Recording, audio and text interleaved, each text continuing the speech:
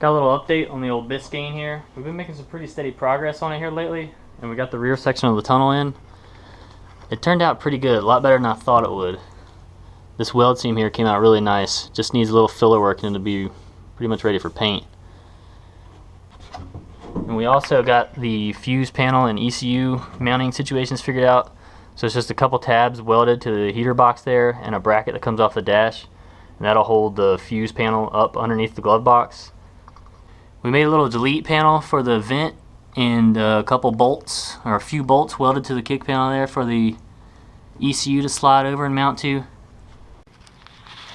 So this is what the ECU looks like mounted in the car, and the harness will come off of this up around the top of the glove box area, down and through that hole through the firewall.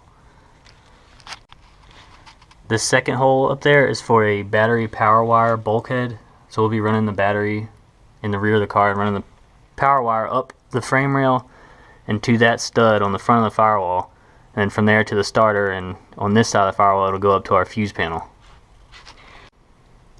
So this is the fuse panel.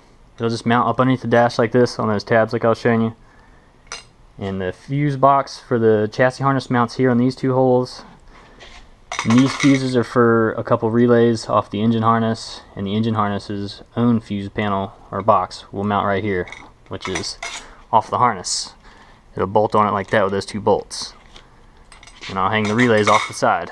There'll be a couple more relays for some extra fans. We got the new steering column and steering box installed since the last video as well.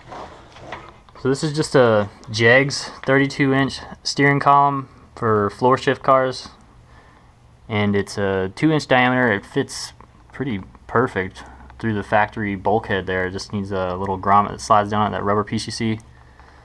That'll slide down between the column and the bulkhead, and it goes down to a 96 Jeep Grand Cherokee steering box.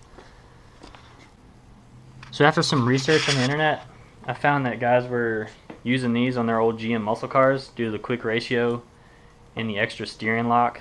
So they used to use Monte Carlo SS steering boxes and I think IROC Camaros, but the problem with those was that they would limit the steering lock and you would have a really large turning radius. So the solution was these Jeep Grand Cherokee boxes. So if you're looking for an upgrade for your old GM muscle car, these things are the ticket right here. They are like, I think we got that thing for like $70 some on eBay, and it has like zero play in it.